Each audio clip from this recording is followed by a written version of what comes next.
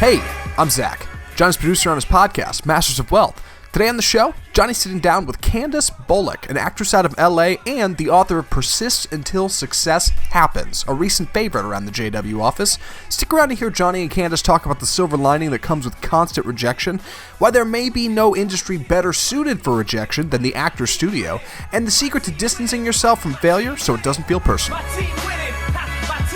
Hello, welcome back to the Masters of Wealth show. This is Johnny Wimbrey. I'm your host. As always, we're going to bring you content from individuals around the world that have mastered a level of wealth in some shape, form, or fashion. And remember, wealth to me is not just finances. It's an ingredient. It's an ingredient of being complete with who you are from the inside out. I have an acting background. Most people don't know that. I'm an associate's degree in acting, and I love that world. I believe that world saved my life. So the individual that we have on with us today, I'm super excited. We're going to talk about her new book, which I'm actually featured in, and it's Candice Bolek, all the way over there in Hollywood or Los Angeles, California. How are you, Candice? I'm doing awesome. How are you doing today, Johnny? I am incredibly well. You look like you're ready for an audition. Well, you know what? I do have one. Slate. I do have one in a few hours. So yes, I'm ready. They're like, come with some feature that stands out. I'm like, I got hair. That's what we're going to roll with today. You're here. All right. Welcome right. And slate. Yeah, right. I am Candice Bolek. You want to see my hands, right? Yeah. LA auditions are definitely different than Dallas auditions. Dallas is more commercial. I had an audition in LA one time, and I walked in, and I knew that they knew that I had no idea what I was doing. And it was an audition I didn't even want to do. I'm like, I'm not even acting. I do television stuff as a personality. I'm not acting anymore. I just forgot all of it. Anyway, I thought it'd be fun to do. Anyway, I want to jump right into it. You are the first person to be on the show that I actually know. And not that I don't know the other individuals, but I know you from different lives. And several months ago, you reached out and asked me about the book collaborations that we do. And you were, I don't want to say lucky because your story is amazing, but you were an easy choice of someone that we wanted to work with. And now I'm holding in my hand, I don't know if you have yours with you, but I'm holding in my hand Persist Until Success Happens. The acronym is PUSH, P-U-S-H, Persist Until Success Happens, featuring Candice Bolek. Check that out. Hey. So I'm holding your book in hand. You have done a lot of things, and I want to talk about everything. The title of your chapter that I want to talk about is In the Know, but it's N-O. N-O. Like, yes. No. Over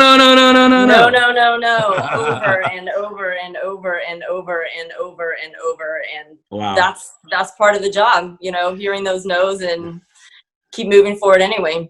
I think that's one of the first conversations we had, that most people don't realize that I believe that acting is the highest form of rejection in terms of going to auditions. I don't know of any other industry that has a higher form of rejection.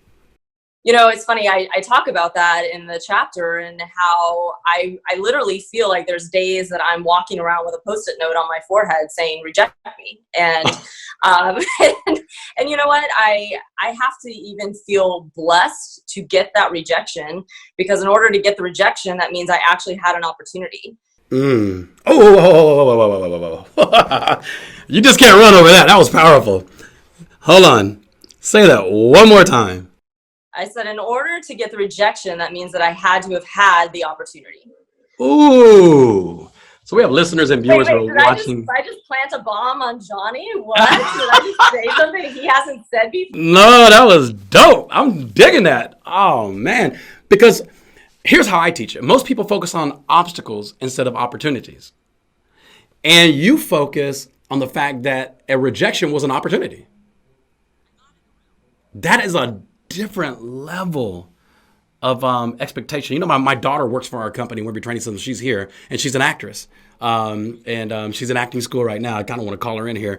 But that, I'm going to make sure that they watch that. But so you have people who are listening and watching right now. I believe that any working actress, and you're a full-time working actress. I do that. it's not my full time. I do have other means of income, which I recommend to anyone who's an actor to have other skills besides acting. But it is, I mean, that is what I'm basically doing Monday through Friday, is running in and out of auditions. That's so super cool.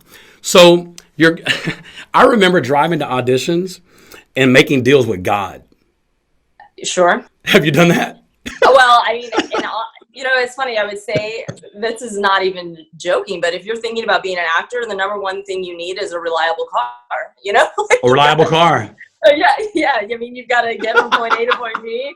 And yes, making deals with God. I mean, I don't know if you were making deals that you were going to get the job, or if you were making deals to survive the traffic. No, mine was like, God, if you get me this audition, I'll be good forever. I will never, ever. I'll be your faithful servant. Yes. No, I just, I feel lucky. I mean, there's a lot of people running around Los Angeles, and I'm sure other markets, who call themselves actors. And maybe they are, maybe they aren't. But, some of them come out here and they get swept up in the lifestyle that is LA. We have beautiful weather. We have beaches. We have mountains. We have clubs and bars and all of that. And they don't even have a headshot, Yeah. And then there are people out here who are in the trenches, and they're, studying their craft, and they've got the headshots, and they're submitting to auditions, and they're not getting the auditions. And so I just feel blessed that I actually have an amazing agent, and I do get in those rooms, and and sometimes I have those experiences like you do. I walk in and I'm just like, I ain't getting this. Like, this is not gonna happen. And that's the one you'll get. Sometimes, like the one you suck. You're like, I got the job. I don't know how. I can tell you, there have been, I want you to finish your sentence, but you just made me think of something. There have been multiple times where I've been sitting down. For some reason, I picture myself eating. I don't know why. But I'm eating, I look up, and I'm in a bar or something, maybe a sports bar. I look up, I'm like, oh yeah, I know her. Yes. And it's you. Yeah. All the time. That's how I kind of know I'm in the right company, because I'm always seeing commercials, especially that I know people in them. I audition with them. I've even dubbed one woman my nemesis. It's like I see her at all of these auditions. I think I know who she is. You might know who she is. Well, hold on. There's a lady that I think it's either CNN. It's one of those. It always comes on. I don't remember if it's a medicine or if it's insurance, but she's in the kitchen.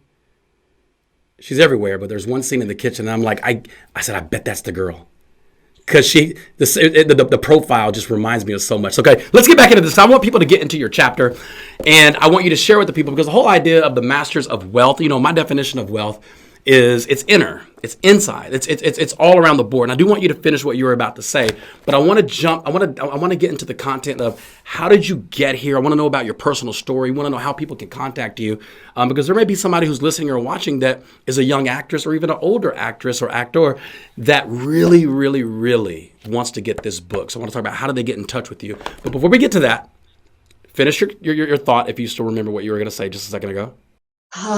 Do I remember? Well, I mean, I was saying that, and this more than anybody, is where you're at is usually some sort of, it's who you're surrounded by, right? It's, you look around and you see who's in your world and who's doing what. And, I feel also blessed because I am in the company of people who are booking, and they too are getting in those rooms. And so it makes me feel good. And it's like, I don't wish for my so-called nemesis, and I say that lovingly, I don't wish for her to fail. I need these people to succeed. I need my friends to succeed, because that's like, I'm in that company. So if they're succeeding, then I feel like I too am going to succeed, and we're all going to kind of build each other up and get there together. That is super cool. Earlier, you said something about studying your craft. And I hear people say master your craft, but you said study your craft. And I think that's where a lot of people don't really understand what that means. What does that mean coming from you? I don't think, there's a lot of people who say, especially that, in the acting world and auditioning, they come out of an audition and they say, like, I nailed it. And do you really nail it? I mean, yes, maybe you don't bomb, right? And maybe you do a great job, you make some strong choices, you give a good performance. but it's very subjective. This whole world is subjective. And I think it's just giving your best in that moment. And sometimes you get there, sometimes you don't. Sometimes it comes out completely differently than what you were going for, but that doesn't mean it's bad. And it's a very creative world. And I don't like to use the word master with creativity, because it's all in flux and it's all different. And for me, it's a personal battle, because I'm a perfectionist. And, even writing this chapter, I'm like, Candice, this is writing. Like, this is a creative endeavor. And yet I'm trying to perfect this creative, goal. And I'm like, they don't really work together. You're going to, kind of strangle the craft or strangle what you're doing if you're trying to place this perfection on it. Damn, hold on. Strangle the craft. You know me, I love you just throwing it at us right now, man. You're just hitting us hard. I love it. I love it. Strangle your craft. Les Brown taught me, he said, who's actually in the book as well, Les Brown, one of the greatest speakers on the planet. He taught me, he said, Johnny, you got to hone your craft. And this is after I finished acting school. So I already kind of knew this language, and I know how to work a stage. And I definitely would not be the level of I don't believe it. Right. Well, I wouldn't be the level of speaker or personality that I am today if I did not study on that level. And although, I don't know how much money I've ever made because I've been on TV, I would probably say less than $10,000. And I'm not saying that it didn't turn into something down the road, but as a paid actor, definitely less than $10,000. But I wouldn't change or trade that learning that I went through for anything, because I feel like it saved my life. It made me know me. You know what I mean? Is it because when you're an actor, a real actor, there's a lot of biological things that are going on in your body that you have to understand why it's happening in this moment, and you have to reproduce those moments even when it's not happening. Yeah, that's one of the hardest part. I mean, crying on cue, for example, it's, I kind of half joke that I've done this thing for most of my life where I've kind of buried my emotions and like swept them under the rug. And it's like, so that I can pull them out and cry, when I need to, but it is hard. It's, when you've got, it's not just you and a camera, there's directors and crew and lighting people. And now It's like, cry. And you're like, I don't feel like I'm like, it's 80 degrees in January. Like, why do I want to cry right now? Like, but you have to go there. You have to find something that touches the emotional chords and let it out. And you can't be ashamed of what it looks like. And I think that's also what I'm talking about is the, strangling your craft, because you can't prepare, like, you don't know exactly how those emotions are going to come out. You also have to allow yourself to be affected by the other person, and you don't know what they're going to throw at you. And I'm sure as much as you've honed your craft and you've gotten on stage and you've known what you want to say, it doesn't come out necessarily exactly or 100% as you planned it, because you're in this moment and you're feeling that energy from the audience and everything else going on. And so, they say in acting that you have to study your craft, yes, and you have to know what you're doing. But when it comes to the actual performance, they say, let it go. Trust that the groundwork is there, and everything you've worked on and everything you've studied will just be there. And now you just have to be you. I love that. Trust that the groundwork is there. There's a lot of groundwork that goes into it. There's a lot of, it's better to be prepared and not called than it is to be called and not prepared. Everyone in your industry has to be prepared at every moment. And the reason that I was told it's the highest form of rejection, because you may go to 100 auditions and get one yes. If you get one yes. I don't know of another industry where that's valid other than entertainment. And you know what I've learned? I've learned a huge lesson just this year alone is, as actors, when we don't book something, we think it's personal, right? Like we think I didn't bring it, I didn't bring my A game. I wasn't good enough. Somebody else is better. But I had a really interesting experience in the very beginning of this year where I got called back for something. And as luck would have it, the director, it was a Fox promo for the Super Bowl. The director was a friend of mine from college. I've known he's out here. I haven't seen him. And it was like, oh my gosh. And, it was an amazing experience, but he actually reached out to me the next day after the callback. And he's like, Candice, you would have been perfect for the original role you auditioned for, but that role got eliminated. So there's stuff going on we don't even know about. Yeah. Like they didn't cast anyone in that role. It's gone. Yeah, and I've been there. I've had 2 television shows, contracts in hand, and I was a personality on the show, not an actor. I was a personality, and things happen. I mean, somebody got pregnant. I mean, not pregnant. Somebody went into labor 2 weeks early, and had nothing to do with anything going on in the company, but that changed everything. And there are other dynamics to it. But so how do you personally not make it personal? Oof. Well, it's interesting. I mean, I audition a lot, and I talk about this in the book too, that what's considered in this industry is ethnically ambiguous.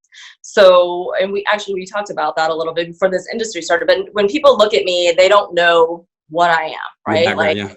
Yeah, is she Greek? Is she Italian? Is she Middle Eastern? Is she Hispanic? Is she, what is she? And so that really works in my favor.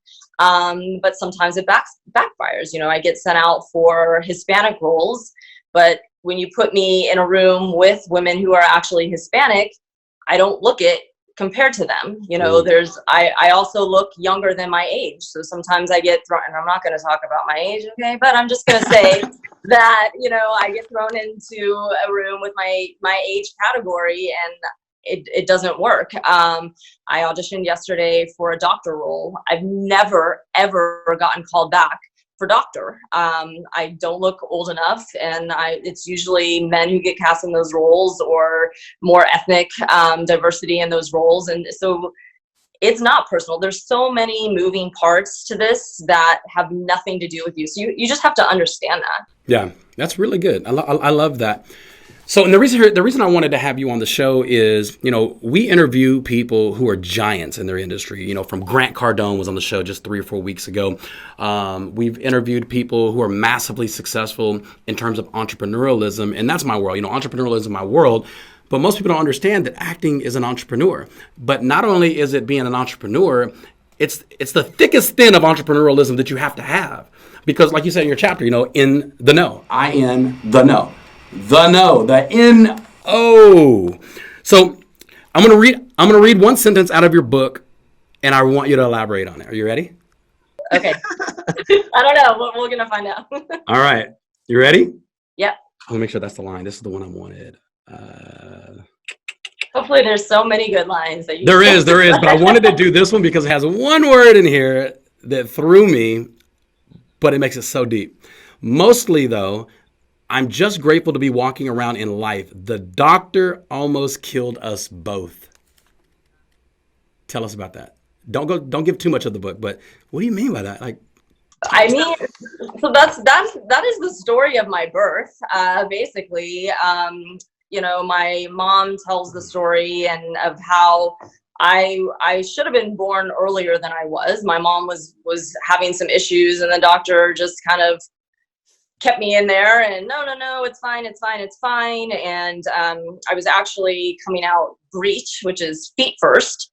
So I guess, by the time she went to the hospital and she was in labor, it was a pretty intense process to get me out of there, resulting in an emergency C-section for my mom. I also had lost a lot of oxygen. So my dad tells me that when I came out, I was blue. I actually make a Smurf joke about that in the book. Yeah. I have to put humor, like that's just who I am. But yeah, when I think back to that, and even my grandmother would tell me like, oh, you're so lucky that you've been as healthy as you are. And, some babies don't make it in that situation. Some mothers don't make it in that childbirth situation. It's sad that in this day and age, a lot of women don't survive childbirth still. Mm-hmm. And so I think about that. Like I said, I walk around with this rejection, but I'm like, hey, I'm walking around. So, I gotta, wow. gotta remember that. I really think it takes someone with a giant character to be able to use a mess and turn it into a message. And you make it your lifelong message. Your lifelong message is, you're prepared for the no. Most people run from the no. I did a training last week, and it was about 2,500 people live on the training, and then it went and then I'm sure it's gone out to tens of thousands of people because it's on social. And people were wanting to convince me of what they were doing wrong. And you know how we fight for our limitations, right? No, you don't understand, da, da, da, da. And we put a lot of energy fighting for our limitations. And I said, I'll tell you what, and this comes from the sales industry. And they were talking about how many no's they were getting. And I said, well, I want you to go and get 100 no's in a row. Go get 100 no's, N-O, in a row. 100 people have to tell you no after you do a presentation. And I said, I guarantee you won't get 100 in a row. When you get to number 50 and someone says yes, I want you to get pissed off. Because now you got to start all over and get 100 no's again consecutively. So you just kind of flip the switch of your thinking where they were really searching for no's now, and they turned it into a game. And they have to start over every single time. Not one person, I've challenged people for years on this, not one person has ever called me and said, Johnny, I got 100 no's, here's my list. And I actually incentivize them, financially incentivize them to prove to me, and we'll document it, 100 people said no in a row. Not one person, Candice, in about 15 years has ever come to me. So what game does Candice play with Candice to stay in this crazy world, of rejection? I just think I'm crazy. I really no. I agree. Yeah, no, I mean, you do have to be a little off your rocker, I think, to pursue this. I mean, if I showed you some of my actor friends, but no, I love them. They're amazing. I would say, for me, it's a passion, mm-hmm. It's a love, and I think that's why, I think you talk about this too a lot, but it's like, you have to really love what you're doing and you have to really believe in it, because otherwise I would have been out the door a long time ago. And I think until, if I ever get to a point where I walk out of an audition or I get a big callback or I book mm-hmm. something and I'm just like, I don't care, then maybe it's time to think about something else. But I do care. And I think it's that part. And it's that I've come this far and I've made the connections that I have. And like I said, I have a great agent and I have casting directors who call me in consistently. And that's what keeps me going, is just sometimes that little glimmer of hope of knowing like I am doing something right, you know, and that's, and just, I there's like an audition high sometimes, like you just walk out and you just feel like, yeah, that was fun. And that's good. And it just keeps me wanting more, Yeah. And it's still fun for you. I can see it. And I've done celebrity life coaching, as you know, and there are a lot of people that we see on TV that the audience loves them more than they love themselves. And I really believe that they just kind of lost their way somehow and they're just not having fun with what they're doing. How do you keep it fun? How do you keep it fresh? I do mostly commercials, and those in themselves are a lot of times fun. I just shot one over the weekend where I'm supposed to be on a ski lift, but we're literally dangling from a crane in a parking lot in downtown Los Angeles, with like fake snow being blown at us, and I had like the full jacket and the helmet and the skis strapped on and everything. And it's just like, this is it. I think for me too, it's not just about being fun. It's just wacky. Like the stuff that I do, and I'm just like, and this, I talk about this in the book too. Like my dad paid for my college education and I'm like, oh my gosh, Dad, I'm sorry. Like I'm literally doing these crazy things, but I wouldn't change that for the world. Here's what I know about entertainers. Everything that you've gone through in life has built you to who you are today. And you could borrow from those experiences. I remember I was doing my very first professional play, and I'm not really a stage person, but I love the learning that I got from it. And It was my first paid professional, like it was union. And I remember getting into this character where my oldest brother was in trouble. And I had to pull these emotions. And my oldest brother, my personal oldest brother, is serving 40 years in prison. Now, at that time, he had been in and out of jail several times. And there was a dream I had when I was a kid. And it didn't really, I don't even know if it was a dream, to be honest with you. I call it a dream because it sounds crazy if I say it happened for real. I was laying on my couch in San Jose, California. We just got out of the battered women's shelter, and we finally got a house. I mean, we finally got an apartment. And things were getting a little normal with my mom, three of us. I'm the baby boy. And first, we went to sleep watching TV in the living room, and I was maybe 4 or 5. This is how vivid it is. I was 4 or 5 years old. I wake up in the middle of the night, and everybody's gone to bed. So they left me on the couch. I'm the baby boy. I'm afraid of the dark. Don't freaking leave me on the couch. And I look up, and my brother, Larry, is standing right there. And I reach out to him. My hand goes through him, and he backs up, and he disappears. Now, whether that was a dream or not, I can't tell you because I was only 4 or 5 years old. But it was almost as if God was telling me, at some point, you're not going to have access to him. And that started around about 14, 15 years old. He would start getting locked up. And my point is, I drew that in my character. And during a rehearsal, I couldn't come out. Like I couldn't come out of it. They had to take a break. How do you shut it off, man? It's like, I went so deep into something, I'm like, I couldn't come out. And this just makes me respect actors at a whole nother level. When I say actors, obviously, in our industry, it's actors or actors and actresses. How do you take yourself into something, pull yourself out, go into something else? How do you compartmentalize all this thing that happens, in your environment? It's very difficult. I mean, and that's the thing. It's like, I was in a similar situation in an acting class where it was a very emotional scene, and I went there, but, my instructor then kind of had to call me out on the fact that I was just so then consumed in this emotion that I lost kind of the technical aspects of the scene, and that I still had this objective that I had to go over. I had to get to, like, I can't just be this blubbering, crying, emotional mess. Like, there's another actor on the stage with me. I still have to think, right?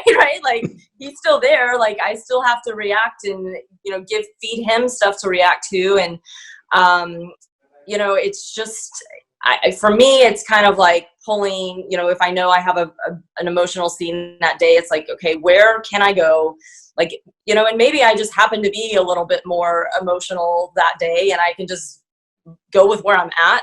Maybe I have to think on something that upsets me, but, it's like, it can't be too, traumatic that I'm not going to be able to come back. But I think what it is, it's like you have to have that emotion, but you also have to focus on what you're trying to accomplish in that scene. And yeah, it's tough. It's funny you say that because I work with a lot of speakers. I train speakers, and I help people become published authors.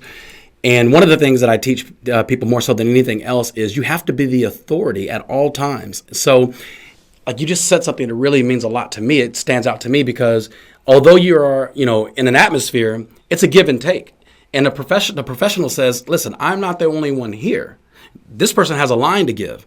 They have something to do. They have a role to play. So I got to give my emotions without losing control. And staying in control is kind of under the umbrella of mastering something, which is the title of the show, Master of Wealth. As we're wrapping up, one question, 2 answers. I guess 2 questions, 2 answers. What is your most rewarding role that you ever booked? Not rewarding, it could be based on finances, but rewarding all around, that made Candice, like that built Candice, into a higher level of a professional actress. And I want to know your worst experience. I do actually want to touch on something we were just talking about, though. And I will say, like, we're talking emotions and taking over control. One of my most recent acting instructors would talk about that your profession comes first in a scene. So whether you're a lawyer or a doctor or a therapist, play that profession first, even above the emotion. So I think that's kind of what you're talking about too. Like, you're this authority. That's your that is your profession first and foremost, regardless of whatever feelings or emotions might come up. That's so good. That is so good. Play the profession first. That's another tidbit. Yeah. Oh my gosh, like my favorite role. You know, I had an experience several years ago. This is not like the most profound thing that I've ever booked, but I booked a Western as a mail order bride. So, right? Well, I feel like I know that. It was funny. It was literally, I don't know, I guess it's going to be eight years ago now that I booked that, but it was one of the most magical experiences of my life, in that I stayed at the producer's house, which was in the middle of nowhere. And when I mean middle of nowhere, she had to give us directions to get there, because your phone was useless. There was no service whatsoever. I mean, It was like turn left at this, massive rock, and then turn right at these 7 mailboxes. I mean, we were out there. Damn. But I met these amazing actors. In fact, one of them is one of my best friends to this day. We went on to book 2 more things together. And so just the relationships that created, I mean, and also to get out of LA, like you get in here and with just the noise and the traffic, I was kind of laughing when they were like, do you have a quiet room? And it's like, I don't know. I don't have control over whether my rooms are quiet or not in this town, right? I don't. But like the International Space Station was going over this desert area I was in, and I could see it because I could actually see the stars, which I don't see here in LA. I mean, the sky was just pitch black. It was just it felt like acting camp for a week, and we just got to play and wear like period piece clothing, and that's so cool. It was a very much an immersive experience. I also learned one thing that I'll share too about honing your craft, because the lead actor was very obsessed with his craft, and he was buried in his script the entire time, and he isolated himself from me and the other actors, whereas the other 3 of us more focused on getting each other and building that chemistry. And he was a method actor.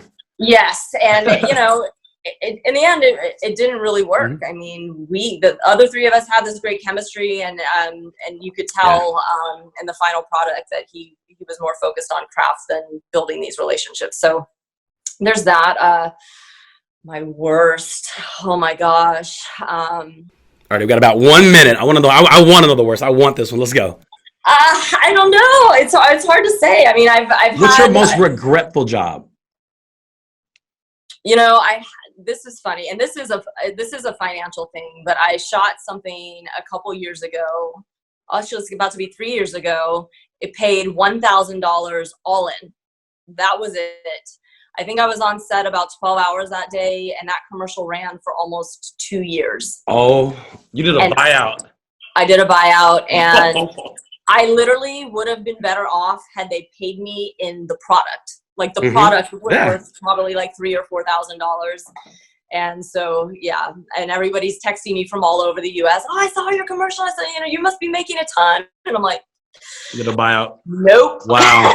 Candice, has been an honor and a pleasure. How do people get your book? Well, you can go to Amazon and Google and just search for my name, Candice Bolek. So that's one of the best ways. Or find me on Facebook, find me on Instagram, and I can hook you up as well. And what's your handles? We'll put them up in there as well. Just my first and last name, Candice Bolek. Easy got peasy. it. All right, very cool. Do you have a website? I don't have a personal website. Yeah. Well, most people use social media, so that's very good. I'm super excited. I'm proud to be a business partner of yours, and I'm super excited to be featured in your book. So thank you so much for being on the Masters of Wealth. This episode is probably one of my favorites because it's so real, it's so open, and I'm asking questions selfishly for my daughters. Hey, whatever you got to do, I'm happy to help. Love you, sis. Thank you. I appreciate you. Love you too. Thanks, Johnny. Bye-bye. Thanks for being on the Masters of Wealth. Cheers. Thanks for listening to Masters of Wealth. To find out more about Candice, follow her on Facebook at facebook.com/candice.bolek or check out her Instagram at Candice Bolek. To learn more about Johnny and to hear more episodes of Masters of Wealth, follow him on Facebook at facebook.com/Johnny Wimbury and check out his website at johnnywimbury.com. And to find out how you can be a co-author in Johnny and Candice's next book, head to costarauthor.com to learn more. Thanks for listening, and we'll see you next time.